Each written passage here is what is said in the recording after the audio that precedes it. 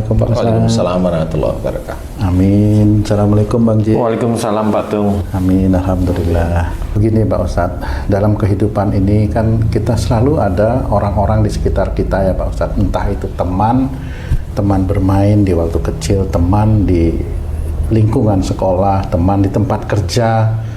Masalahnya teman-teman itu kadang-kadang juga ada yang membohongi kita, menyakiti kita. Nah, sebenarnya bagaimana kita memilih seseorang atau orang untuk menjadi teman yang akhirnya itu nanti bisa baik di hadapan Allah?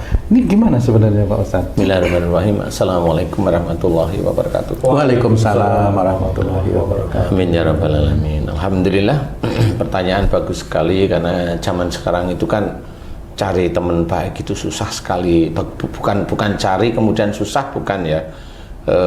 Untuk mendapatkan teman yang sama-sama mengingatkan kita kepada Allah Ta'ala itu susah. Bisa mendapatkan teman yang bisa mengingatkan kita pada Allah, tetapi dalam personalnya sendiri, teman kita atau kita sendiri saling mengingatkan, yuk sholat, yuk ngaji, yuk ngaji, sana ada pengajian itu ikut, sana tapi pada saat tidak dalam konteks yang mendengarkan kajian, ya, tidak dalam konteks yang saling membaca Quran, saling melengkapi bacaan Quran, mamanya, dia punya dunia sendiri di luar itu.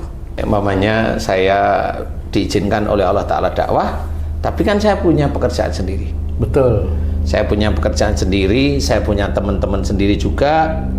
Di luar para jamaah YouTube, kan gitu ya, jamaah YouTube, kemudian murid-murid dan sebagainya, dan juga saya juga ada keluarga, saya juga punya anak buah dalam pekerjaan, kan gitu nih. Nah, di titik ini semuanya pilihan itu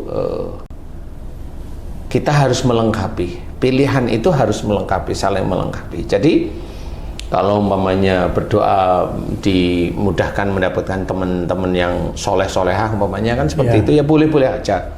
Tetapi tetap orang biasa atau orang yang dia tahu ilmu agama, tetap ujian itu ada. Ujian itu ada, walaupun dia temennya itu hanya cuma ngaji, tetap ujian itu ada. Apa ujian itu? Bisa aja ujub, riya, bangga dan sombong tentang ilmu yang dititipkan oleh Allah Ta'ala, tentang kajian-kajian. Itu ujiannya. Sombong terus muncul, padahal ya sehari-hari ngomongin masalah agama, tapi dia ada ujub, riya, bahkan sombong. Beberapa kali dalam kajian itu sombongnya muncul, walaupun orang lain tidak tahu, tapi Allah tahu bahwa dia mengeluarkan karena hatinya menginginkan, dia memberikan kalimat-kalimat tertentu itu, ingin dia itu dilihat oleh orang lain, dipuji oleh orang lain. Nah, itu Allah tahu seperti itu. Nah, walaupun dalam konteks seperti itu juga tetap dinilai oleh Allah Ta'ala, ya. Kemudian walaupun dalam konteks umpamanya pekerjaan, Haji J dulu di MNC TV umpamanya, kan gitu ya. Ada temen yang diajak sholat berjamaah, mau kan itu ya. Tapi juga kalau ada proyek diajak bengkain anggaran budget, ya mau juga, kan gitu ya. Ada teman, kalau tuh mamanya teman diajak sholat berjamaah di kantor mau, tapi nanti kalau sudah di proyek ya berjamaah sama mencari keuntungan di situ, mencari keuntungan, jadi bukan gaji, mencari keuntungan lebih dari situ. Itu apa namanya? Ya itu teman juga, tapi nggak tahu kalau temannya itu sebenarnya berbuat keburukan. Walaupun nanti diisi oleh diisi oleh kajian seorang ustadz, siapapun ustadznya, dengerin aja, tapi hanya dengerin. Benar. Jarang sekali itu diamalkan, dikerjain dari nasihat ustadz, atau memang kajiannya si ustadz tersebut ya ngambang. Biasanya sih kebanyakan nyenengin perusahaan aja gitu Pak. Ya biasanya begitu, karena dia juga ustadznya kepengen juga dapat bizaroh itu juga dari itu, agar lancar besoknya itu kalau bisa tiap minggu itu ngisi di situ kan lumayan, dapat 10 sampai 20 juta lumayan. Lumayan menurut mereka ya, lumayan menurut mereka. Jadi temen yang bagaimana nih? Begini ya. memang di dalam mencari teman atau mendapatkan teman itu ya tergantung kita sendiri. Kita tetap berbuat baik oleh Allah Ta'ala, itu disuruh senantiasa berbuat baik, karena memang ada ayat yang diceritakan bahwa orang yang beriman dan dia selalu berbuat baik dan dia masuk surga. Dia beriman kepada Allah Ta'ala, berbuat baik, dia masuk surga. Dari mana? Dari perbuatan baik. Nah, perbuatan baik ini tidak hanya cuma sholat, tidak hanya cuma berpuasa, itu ibadah wajib, tapi menyeluruh. Jadi mamanya jaga dirimu dan keluargamu dari api neraka. Nah, itu juga berbuat baik untuk diri sendiri dan untuk keluarga. Kalau di situ Allah sudah menjelaskan bahwa besok yang akan mengangkat keluarga seseorang itu ya imamnya. Dari imam kemudian dalam Quran diceritakan tentang anak, tentang cucu. Berarti doa itu bisa masuk ke ranah anaknya yang didoain atau ke cucunya yang didoain. Nah, bagi kita itu bisa ranah ke arah anak, cucu, bisa naik lagi menjadi ayah kita atau orang tua kita, kakek nenek kita, insya Allah bisa. Nah, inilah cerita dari ayat Quran yang tadi, jaga dirimu dan keluargamu dari api neraka. Nah, kalau teman-teman yang baik, kajian-kajian nih, kajian yang umumnya kita kajian. Kemudian kadang-kadang ada teman-teman kita itu, yuk kita gandengan, kita berdoa, ya Allah, jika nanti di antara kami ada yang masuk surga, tolong bilang sama Allah Ta'ala bahwa teman saya itu si fulan dulu kajian bersama, kan gitu ya. Boleh kita menghormati seperti itu, menghormati ya. Tapi coba kita berpikir, siapa di antara kajian itu yang masuk surga? Bukan, Pak. Kan nggak tahu. Yang dikasih syafaat oleh Allah Ta'ala siapa? Siapa Ji? Rasulullah Muhammad Sallallahu Alaihi Wasallam. Nabi-nabi yang lain dikasih nggak Ji? Enggak. Nabi-nabi yang lain itu mulia loh di hadapan Allah Ta'ala. Walaupun ada mamanya nabi yang nggak punya umat, ada Sam'un, tapi tetap mulia di hadapan Allah Ta'ala. Ya, lah kok kita yang kajian biasa? Kajian biasa itu gimana? Nih, kajian ini kalau sudah pulang dia kan punya tugas masing-masing. Iya. Besoknya dia kerja, kalau dia kerja. Besoknya dia harus men-setting keluarganya ada di relnya Allah, di jalan Allah. Dia harus men-setting itu. Kalau dia dalam bekerja salah, mamanya bekerja kayak mamanya dulu kamu matung. Ya, apa adanya ya. Kena. Lah di mana caranya? Walaupun kamu kajian kok ustadznya hebat-hebat itu, ya nggak bisa kamu akan ngikutin seperti itu, nggak taunya di dalam pekerjaan salah. Kalau di antara pekerjaan itu sama teman-teman yang akhirnya mencari keuntungan, pada waktu itu rasanya itu kayak berbuat baik juga, itu salah tuh maksudnya. Lah berbuat baik itu karena kamu itu dicekokin, dikira itu baik. Coba kamu sekarang bisa mikir, mumpung udah pensiun kan mikir sekarang, yang kamu lakukan itu benar-benar berbuat baik atau bekerja sama saling tolong menolong di dalam berbuat keburukan. Coba kamu bisa mikir nggak? Nomor 2 nih. Lah kan nomor 2 yang mana? Tolong menolong dalam berbuat dosa. Udah iya. Masuk apa itu? Masuk surga emang? Kagak. Sekarang kamu hitung berapa tahun kamu itu bekerja melakukan itu. Harus bisa dihitung seperti itu. Dan itu tidak bisa langsung, umpama ya ini tidak bisa langsung kamu mohon ampun tobat selesai. Yang sekian puluh tahun selesai, tidak bisa. Ibaratnya seperti itu, tidak bisa. Jadi itu terus harus tobat. Kemudian apa? Yang umpamanya nggak cuma kamu hitung ya. Umpamanya uangnya sudah kamu pakai itu harus kamu keluarin. Taruh mana? Nah, kalau taruh di negara kan nggak ada yang mau nerima nih. Ya taruh di yatim piatu karena mereka membutuhkan. Ini kalau memang kita ingin mendapatkan teman-teman yang baik, saling mengingatkan untuk beribadah kepada Allah Ta'ala, bisa aja kita harus berbuat baik untuk diri kita sendiri. Hormati orang tua kita, hormati istri kita, hormati suami kita, ya. Kemudian hormati saudara-saudara kita. Kalaupun terlewat ada apa, mamanya kita didolimi, ya maafkan. Kalau ada masalah, ya dimusyawarahkan. Nah, di dalam mencari teman-teman yang baik itu memang kita tidak pernah tahu. Cuma kita harus memperbaiki diri dulu sehingga dipertemukan oleh Allah Ta'ala dengan teman-teman yang baik. Saya kasih contoh ya. Saya pernah punya teman SMA, ngaji bareng, sekolah bareng, makan pun dulu bareng, ya. Kuliah bareng lagi, makan bareng, ketemu bareng. Kerja nggak ketemu, ketemu, dia bilang, aku ada kerjaan ini.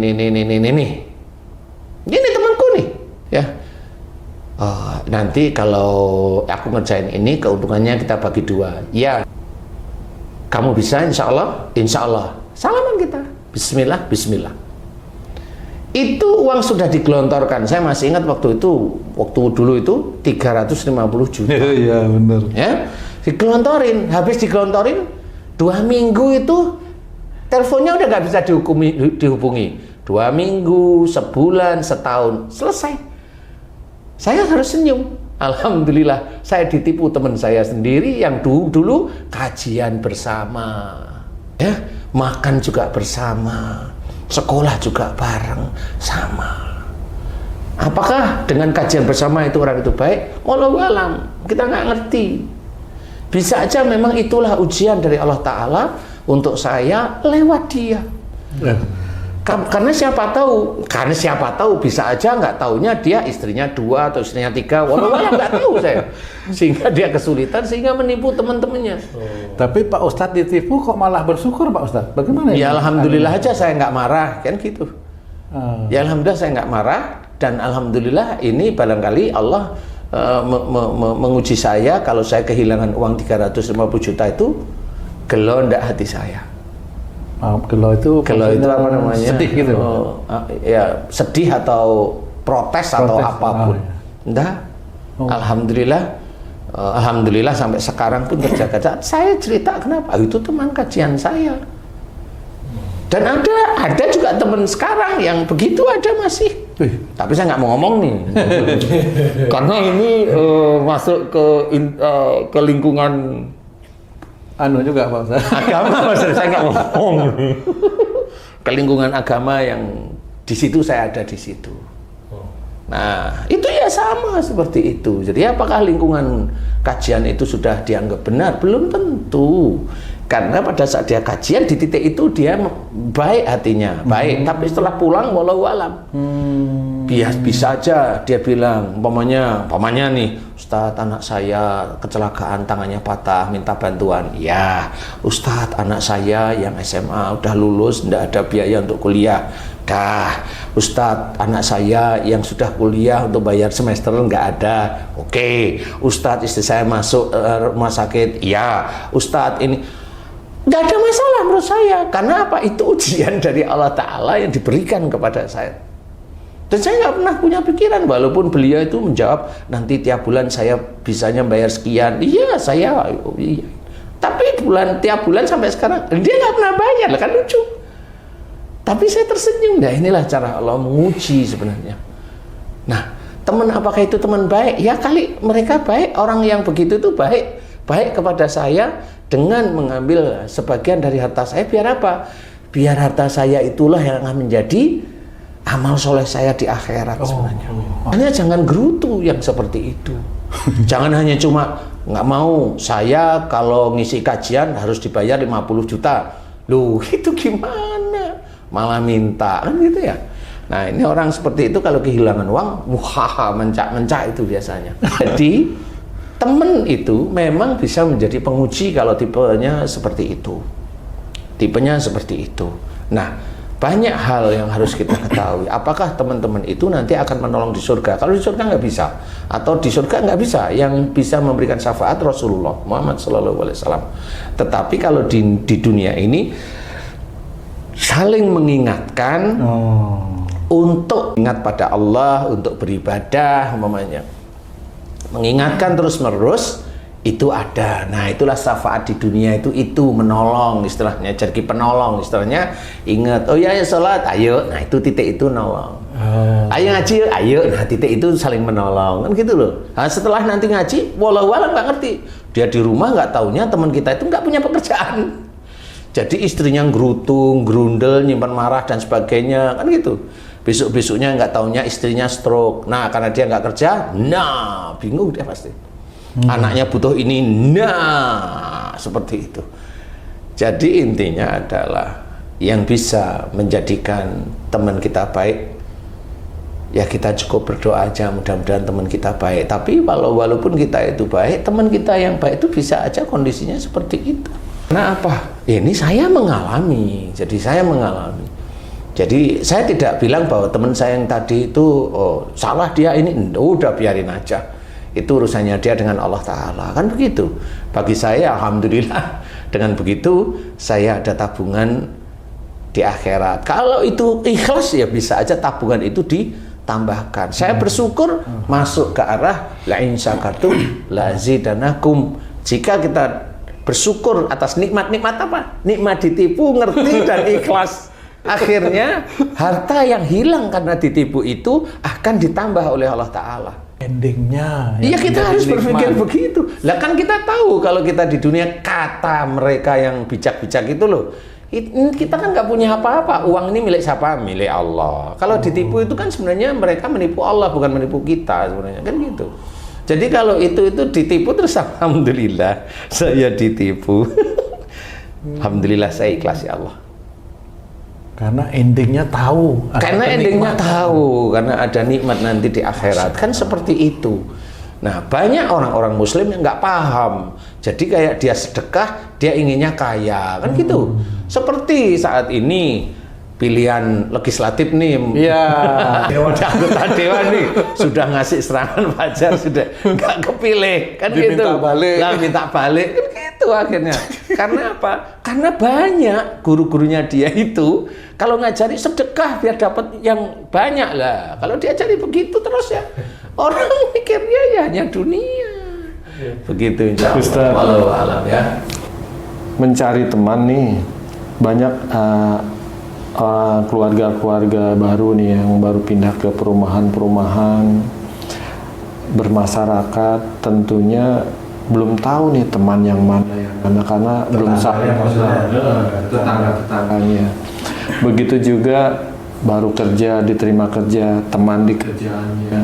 Begitu juga yang baru pindah rumah nih, tetangga-tetangganya. Nah, tadi Ustadz bilang mencari teman yang baik itu dimulai dari diri kita dulu untuk memperbaiki diri agar insya Allah diberi Allah teman yang baik. Nah, mencari teman yang baik itu kan setelah menjalani berteman tuh Ustadz baru tahu. Nah, gimana caranya Ustadz tanpa berteman dulu kita kiat-kiatnya Milih-milih. teman yang baik itu seperti apa itu? Nggak bisa. Boleh memilih boleh, tetapi jangan suuzon. Kalau tadi saya cerita apa? Oh, teman saya kajian, teman saya sekolah sampai kuliah sampai selesai, itu kan kenceng banget tuh. Wong dia juga sama, dia juga anak pesantren. Saya mau ngomong apa? Ya memang tahu saya tahu persis. Nah, itu pun belum tentu menjadikan teman kita itu juga mengingatkan kepada Allah Ta'ala. Malah dia ibaratnya punya cara untuk menipu istilahnya ya. Nah, kalau maunya kita sudah punya teman, yang penting jangan suuzon dengan teman kita. Udah itu aja. Teman itu mau nipu atau tidak, udah gak usah dipikirin. Terima aja selama dia itu kelihatan baik, kelihatan aja. Ya sudah kita itu terbuka aja. Terbuka itu maksudnya itu terima dengan lapang dada. Bukan terbuka terus diceritain ini itu, enggak, biasa saja. Karena dia besok mau kemana, walau a'lam kita tidak tahu. Walaupun ada info dari teman-teman yang lain bahwa dia itu tidak baik, Ya dibuktiin aja. Tapi kalau memang ada info tidak baik, dibuktiin dari beberapa kalimat-kalimat dari pembicaraan itu biasanya mengarah ke arah tidak baik. Mengarah, belum dia melakukan suatu hal tidak baik, mengarah. Umpamanya mulai ada pokel-pokelnya, pokel itu apa ya, licik-liciknya, Licik curang, ya. Kemudian kalimat kata-kata itu, kalimatnya itu juga mengajak untuk melakukan hal yang bentukannya licik atau curang sebenarnya itu kelihatan sebenarnya sehari-hari. Seperti itu. Jadi kalau itu sudah ya monggo silahkan, mau menjauh silahkan, tidak ada masalah sebenarnya. Jadi ya memilih teman seperti itulah. apakah Allah juga akan mengelompokkan yang baik dengan yang baik, yang tidak baik dengan yang tidak baik pada akhirnya? Kalau pada akhirnya walau alam ya, tapi intinya kan senantiasa disuruh ya, istilahnya berkumpullah dengan orang-orang yang soleh, itu sudah benar. orang-orang yang soleh itu kan nggak cuma satu ya, banyak ya. Jadi ngerti nanti ilmunya, setelah ngerti ilmunya diterapkan. Nah, kita yang dianggap oleh Allah Ta'ala itu yang tidak tahu. Jadi berkumpul aja dengan orang-orang soleh yang paham tentang agama, sehingga kita senantiasa itu tertolong di dunianya ini. Tertolong, walaupun dia itu teman-teman kita itu besoknya di akhirat gimana, walau kita nggak ngerti. Bagaimana dia tanggung jawabnya dengan keluarganya, kita nggak tahu. Apakah dia arogan? Apakah dia itu begini? Apakah dia itu nelangsakan istri sama anak-anaknya? Apakah dia walau kita nggak tahu gitu loh. Jadi apakah Ustaz, maaf, di dalam keluarga sifatnya yang tidak baik bisa berpengaruh dalam berteman di lingkungan yang lain, Ustaz? Bisa sebenarnya. Bisa aja sebenarnya lingkungan yang lain juga bisa menjadi lingkungan yang baik ya, bisa, itu tergantung Allah aja. Umpamanya dia di keluarga itu bosenan nih di keluarga nih, kemudian dia dapat lingkungan baik itu dalam waktu yang lama, itu dia berteman dengan teman-teman yang nyenengin hati, tetap ingat pada Allah Ta'ala. Nanti kalau pulang dia itu ada seperti itu sebenarnya petunjuk dari Allah Ta'ala agar kita itu berpikir, kenapa saya ketemu sama teman-teman saya di waktu pagi sampai sore itu kok enak ya? Kenapa saya kalau di rumah kok nggak nyaman ya? Itu kan petunjuk aja. Allah memberikan kita pikiran atau otak itu untuk berpikir. Nah, berpikir yang mana? Yang baik sebenarnya. Nah, berpikir yang baik inilah menjadikan kita insya Allah bisa memutuskan. Kalau kita mau memutuskan itu, putuskan sesuatu hal yang baik. Di mana? Ya di lingkungan, ya juga di keluarga. Agar kita itu bisa nanti menjadi imam yang soleh di hadapan Allah Ta'ala. Kan seperti itu, Ci. Jadi ketemu dengan teman-teman yang baik itu juga petunjuk dari Allah Ta'ala. Kemudian di rumah itu juga ya petunjuk dari Allah Ta'ala, mau kemana ini terusan. Kan begitu ya. Nah, disinilah orang muslim itu kalau sudah dengan kajian-kajiannya sehari-hari udah dianggap dirinya itu ahli surga. Nah, kan belum, ini kan baru kajian, belum amalan itu diamalkan satu persatu. Apa yang ada dalam Quran, apa yang dalam sunnah dikerjakan satu persatu, kan seperti itu. Yang dikerjakan pun harus lillahi ta'ala, tidak ada tendensi dunianya, kan seperti itu, Cik. Jadi berteman itu memang diawali dari kita dulu, tapi kalau nggak mungkin kan kita itu lahir kemudian sudah mencari-cari teman yang baik, kan nggak mungkin kan. Wong kadang-kadang itu, Ji, haji aja umpamanya nikah nih, umpama ini, Ji, ya, haji nikah, taunya haji itu istri atau anak-anaknya baik itu kan setelah nikah anaknya mulai itu kan tahu jadinya. Oh gini ya, kan gitu akhirnya. Biasanya Ustaz sebelum nikah udah tahu tuh calon kita tuh baik, tapi setelah nikah haji ini aduh benar-benar jujur kayaknya. Tapi itu kan ada tanggung jawab kita. Nah, itulah tugasnya, kayak mamanya haji pernah belajar agama, kan gitu ya. Ngerti ayat-ayatnya, ngerti hadis-hadis yang sahih, bagaimana mendidik istri, bagaimana mendidik anak. Nah, terapkan, itu namanya amalan di situ. Jadi kalau kita itu hanya cuma paham di sini, itu belum jadi amalan, itu baru ingatan. Jadi kalau ingatan, kalau itu diingatkan itu terus besok itu terus masuk surga, kalau belum ada amalan nggak bisa. Amalan itulah yang dicatat oleh Allah Ta'ala. Ini kan baru ngingat itu. Harus difahami. Jadi kalau memang di keluarga seperti tadi kan sama. Keluarga itu istri atau suami itu kan teman juga sebenarnya. Ayo, bener nggak? Yang ngingetin pada Allah Ta'ala, ya bener. Sekarang haji sama Tung, coba bener. Di titik haji J sama Tung itu punya istri, coba ngingetin pada Allah apa enggak? Atau ngingetin pada setan? Selalu ngingetin pada Allah lah. Untuk yang mana? Sholat paling enggak. Aja berkata yang baik, berkata lemah lembut. Iya. Ini kamu fase apa gimana nih sih? Kan masalah diterima nggak terima itu kan bukan urusan yang menyampaikan. Iya, bagus. Kalau tuh sudah ya paling tidak sholat dia bilang. Ini lebih minimalis lagi. Terus sehari-hari ingatnya gimana? Pada Allah atau pada siapa nih? Kayaknya ini bahaya ini. Pada nafsu masing-masing. Nah, nafsu masing-masing inilah setan. Nah, itu yang harus diketahui. Jadi teman itu tidak hanya cuma dengan kajian, datang pada kajian. Teman itu yang sehari-hari ya keluarga ya teman, teman kerjaan ya teman. Kan gitu ya. temen ngobrol ya temen kajian ya temen. Kalau sama anak teman nggak juga itu Pak Ustadz? Ya bisa dianggap temen, anaknya udah gede-gede. Kalau anak dianggap kayak TK aja, mau. Kamu loh, dianggap itu anak TK sama papamu, emang mau kamu? Jadi kalau kita ingin teman itu ya semua itu bisa jadi teman. Orang non muslim itu bisa menjadi teman bagi kita.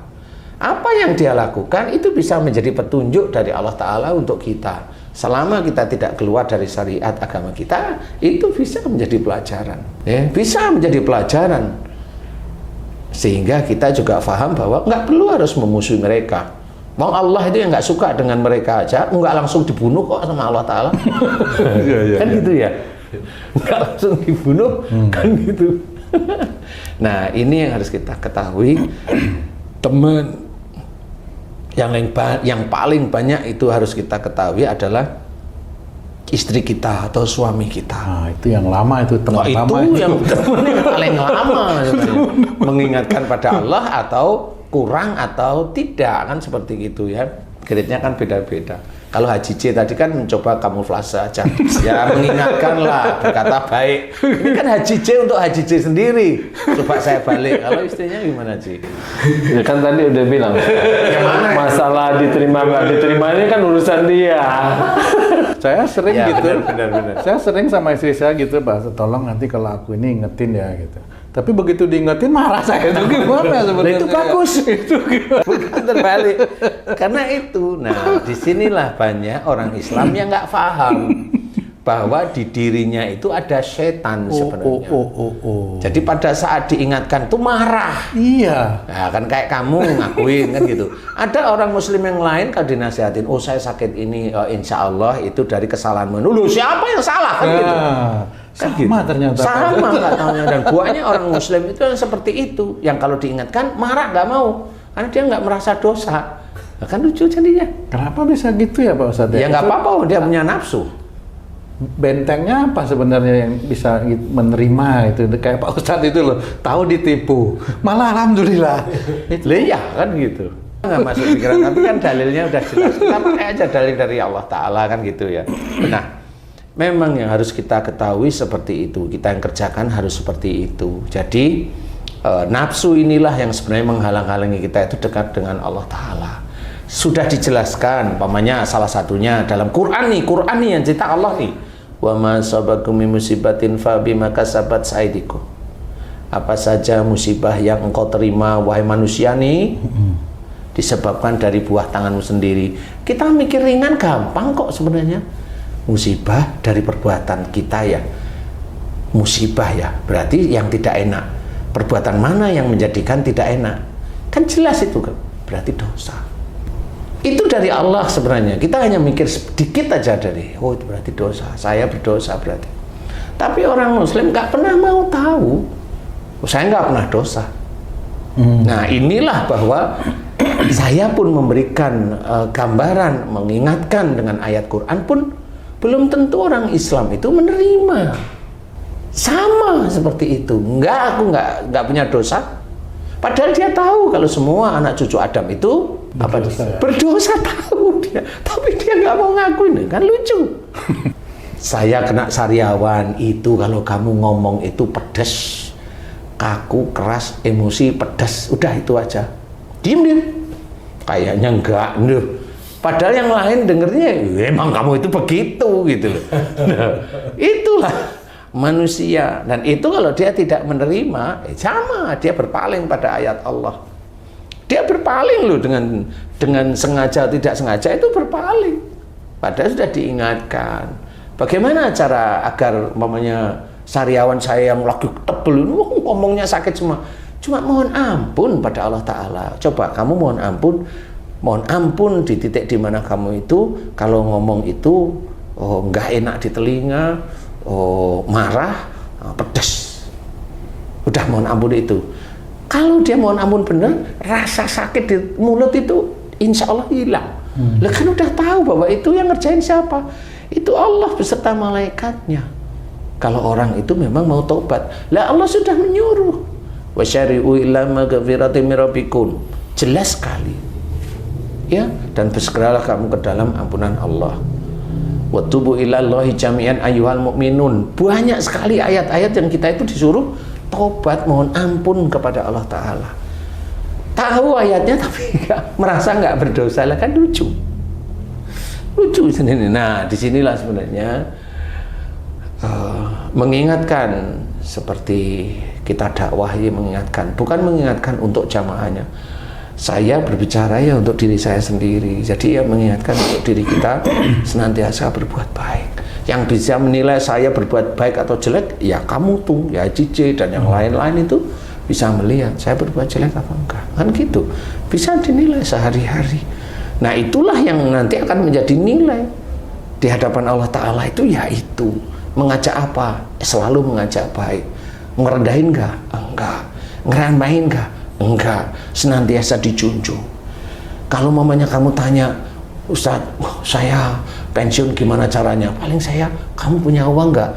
Berapa? Sekian. Insya Allah punya. Yuk tak cariin cara kerja yang efektif lu. Kan gitu. Kan membantu itu. Iya, benar-benar. Kalau orang lain kan, saya kibuli nih. Kan gitu rata-rata.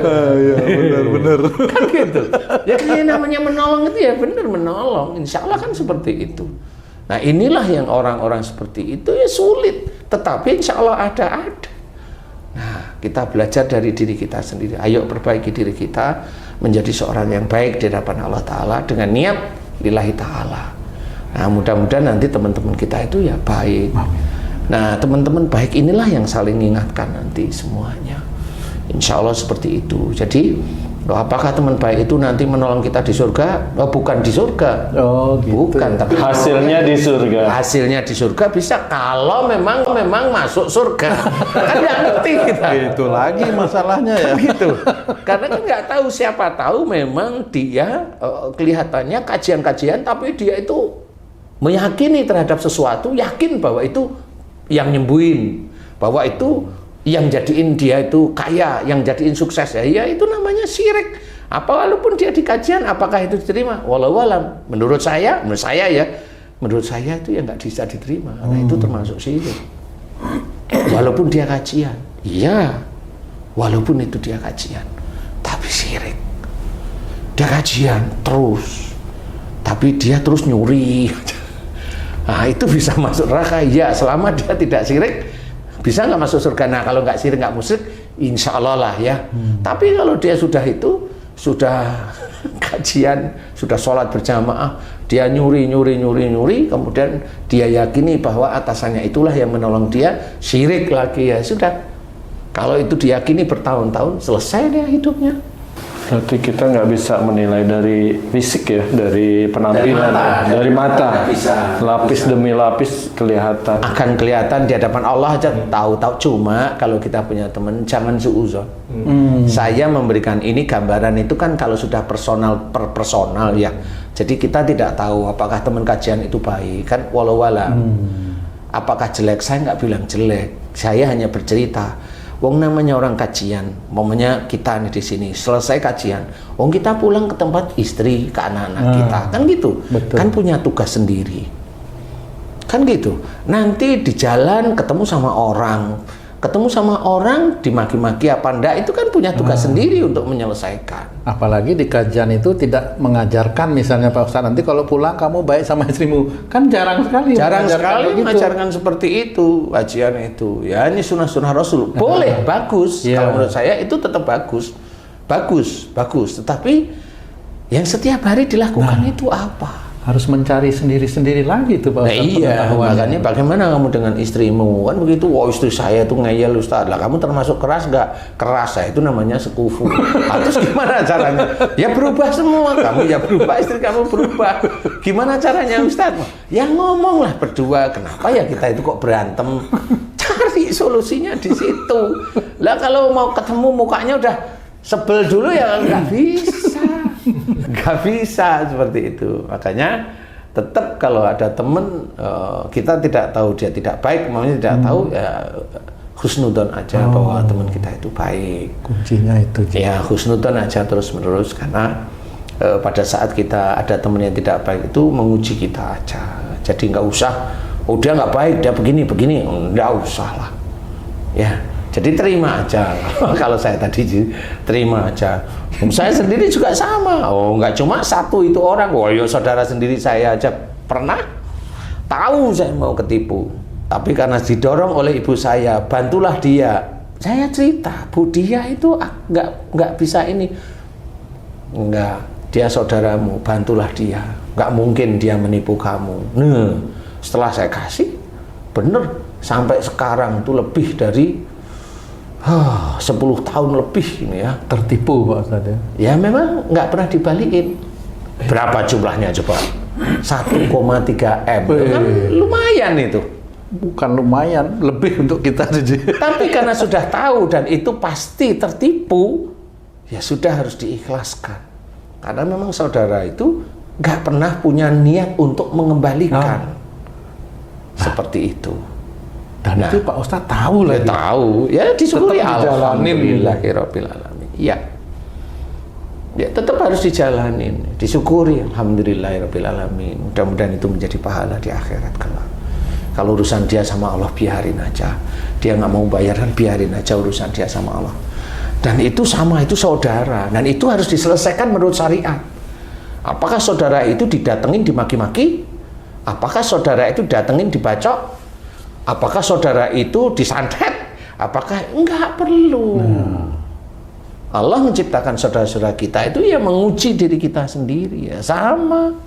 Jadi harus tahu, sehingga kita itu siap atau tidak siap harus tahu bahwa semua yang ada di sekitar kita itu akan menguji kita. Masalah apapun ya Pak Ustadz. Masalah apapun. Diberi anak yang agak bodoh ya menguji kita, diberi anak pintar yang menguji kita. Nguji kita itu ujub, riak, bangga atau sombong, enggak, itu menguji kita. Kalau memang anak kita pintar dari SD itu pintar sampai kuliah itu enggak pernah bayar ongkos SPP apa namanya itu, beasiswa semesteran ya, semesteran. sampai lulus, sampai kuliah di luar negeri, anaknya itu dibanggain aja. Nah berarti dia tidak lulus, insya Allah dia tidak lulus. Seperti itu. Nah itu menguji dari sisi enaknya. Nah inilah yang harus kita ketahui. Semua itu penguji. Jadi bagaimana cara mencari teman-teman yang baik? Ya sehari-hari tetap mengingatkan ke jalan Allah. Siapapun orang yang mengingatkan kita ke jalan Allah, anggap aja dia baik. Anggap aja baik. Anggap aja baik. Teman yang baik itu ya senantiasa mengingatkan kita kepada Allah Ta'ala, mengajak selalu beribadah, senantiasa mengajak melakukan sunnah-sunnah Rasulullah, tapi nggak cuma hanya di mulut, tetapi harus dikerjakan. Teman yang ngajak kita, nah ini saya fokusnya, teman yang ngajak kita untuk berbuat baik, dia harus berbuat baik dulu.